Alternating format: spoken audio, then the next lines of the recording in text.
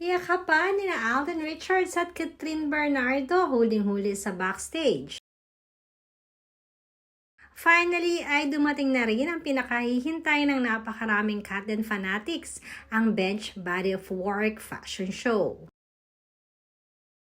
Dahil after 7 years of hiatus ay nagbabalik muli ang Bench Fashion Show with much bolder and new version ng kanilang fashion show. Star-studded nga ang naging fashion show na ito dahil halos lahat ng bigating mga artista from generations to generations ay andito din. Hindi nga magkamayaw ang saya ng mga umattend ng fashion show, lalong-lalo na nang lumabas si Alden at mag-open ng show.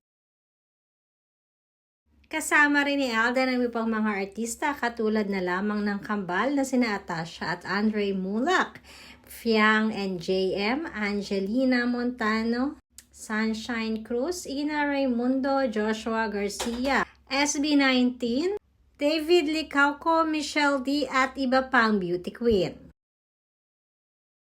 Trending at usap-usapan din ngayon ang naging paglakad ni Catherine Bernardo na siyang nag-close ng fashion show kasama si Alden Richards at ang iba pang mga models.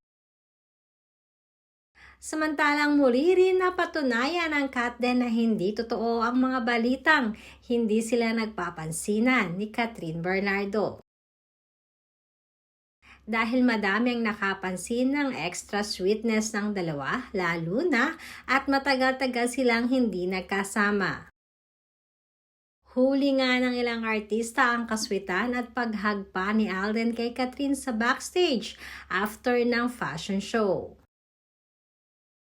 Umani nga ng napakaraming magagandang feedback ang naging fashion show na ito, lalong-lalo na kay Catherine.